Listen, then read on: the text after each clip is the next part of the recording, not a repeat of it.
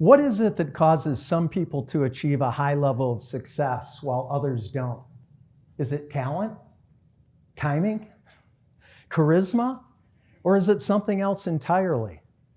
What is it that enables people to achieve excellence in their chosen profession and in life? I've spent the past 3 decades studying high achievers in an effort to determine the answer to these questions. In addition to learning from hundreds of highly successful men and women, I've also interviewed over 80 podcast guests who have achieved excellence in various and diverse areas of life. A New York Times best-selling author, an Olympic athlete, the founder of a luxury hotel chain, a NASA astronaut, and even Miss America.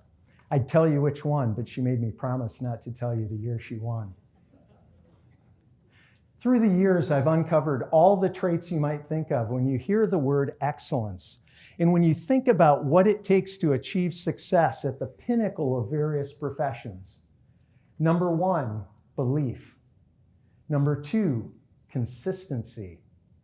Number 3, discipline.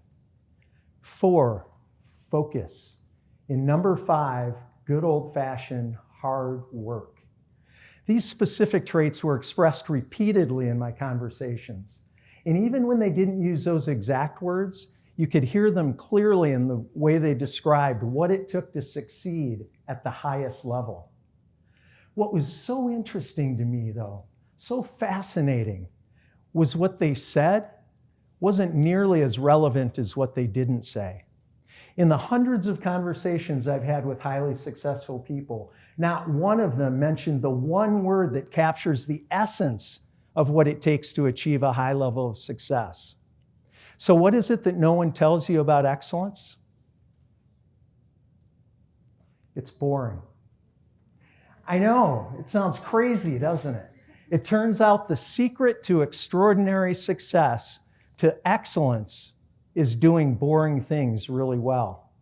It's not what you expected to hear, is it? It surprised me too. You see, we celebrate the big moments, the victories, the medals, the accomplishments. But excellence isn't what happens when you're in the limelight. It's what happens when no one is watching.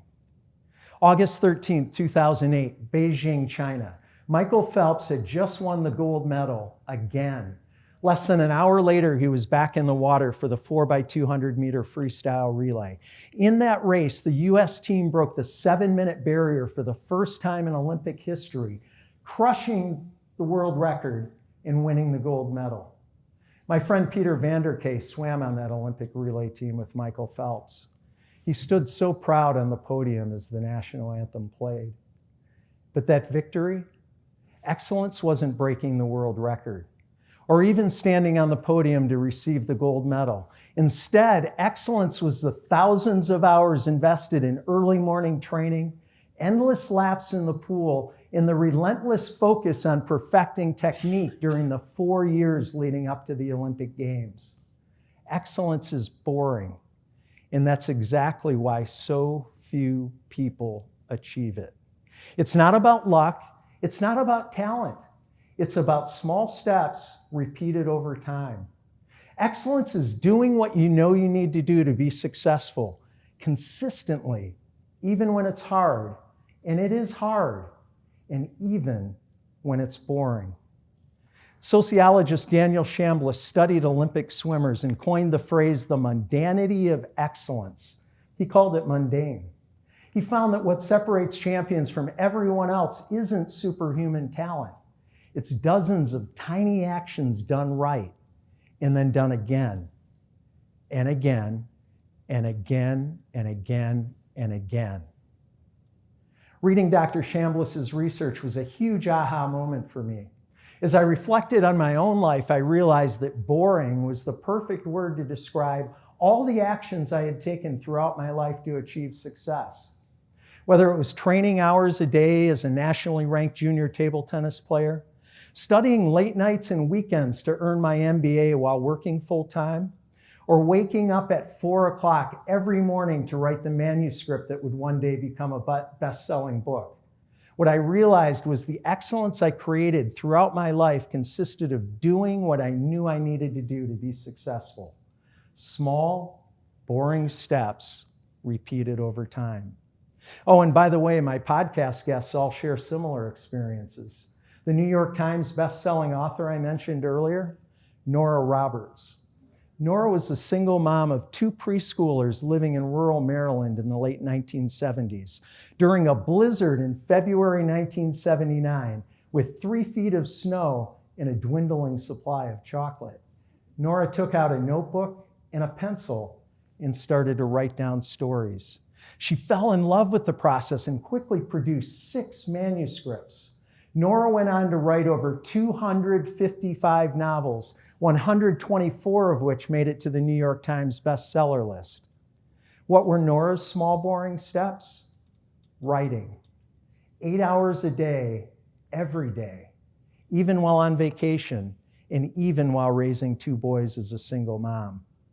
Now, you might be thinking, you're not an Olympic athlete or a New York Times best-selling author. Maybe you're in healthcare, or you're in sales, or you're a parent. The good news is excellence is available to all of us. It's the nurse who double-checks every chart, every dose, every detail, long after others have gone home. It's the salesperson who makes 80 cold calls per day, 5 days per week, 50 weeks per year, year in and year out. It's the parent who reads bedtime stories night after night, instilling a love of reading in their child. It's the handwritten thank you note you send, because everyone else is going to send a text or an email, or even more likely, nothing at all. It's the small, consistent steps repeated over time. It's doing what most people won't do. Here's the problem. We've lowered our standards. Today, we give everyone a trophy. We celebrate simply showing up, don't we? We now have a dozen valedictorians at graduation. But if we hand out trophies without the effort, what's the point? Excellence isn't elitist, it's earned.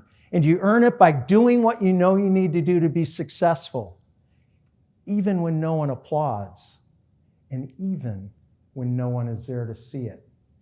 So let me ask you, what's one thing you know you need to do to be successful, but you haven't been doing it consistently? Whatever that is for you, I challenge you to do that one small habit, just one action, one step, every day for the next 30 days. Because that's where excellence begins. There's an old joke about a man who travels to New York to see a concert but gets lost. He sees a man walking down the sidewalk carrying a violin case.